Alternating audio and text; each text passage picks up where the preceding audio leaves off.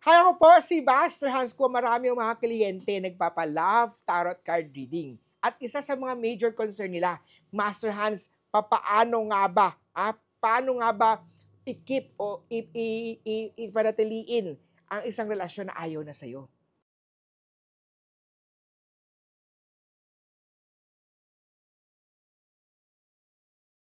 Kayo ba ay recently nag-break ng jowa mo?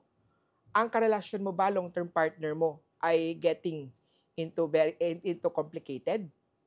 Ang relasyon mo ba ay parang mushroom, minsan meron, minsan wala? Ang relasyon mo ba ay not stable? Para sa mga may lost in relationship, magandang magpa-love tarot card reading. Meron po akong advice para sa inyo. Itong advice ko to is three-letter word.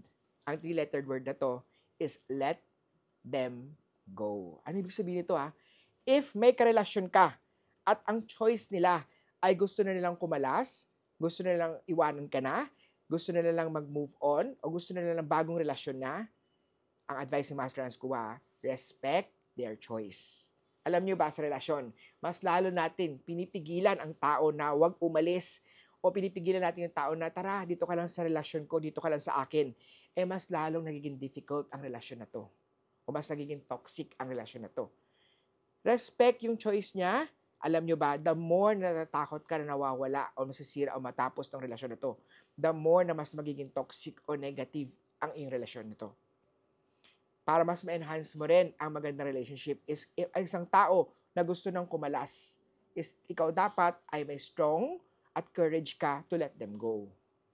Dahil ang energy na nag-a-attract ng sobra na ayaw na sa'yo ay nagdadala lalo ng tinatawag nating separation o tinatawag nating issues sa relationship. So, papaano mag-move on? May separate video akong gagawin dyan.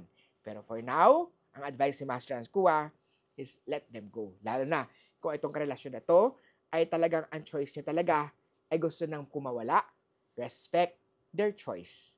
Malay mo, after several weeks or months, paparating na ang the one para sa'yo. Tara, magpa-schedule na kay Master Hans Kua ng astrology, love, birth chart reading, or ng tarot, baraha, love reading, or guhit ng palad. Kailan ka ba mag-aasawa? Ano ba ang love relationship palaces mo? Kita-kita tayo dito po sa Lucky Charm Store ko po sa Cityland Shaw Tower, Shaw Boulevard, Mandaluyong City. 0922-829-0382 para sa online video consultation. I-follow po ako sa aking facebook.com/hanskua. May Instagram din po ako, may TikTok, may YouTube. Share this video and tignan natin. Abangan natin ang susunod na journey mo sa relationship. Let them go. O paano? Hindi ko kayo iiwan Kita-kita tayo sa next feng shui video with Master Hans Kua.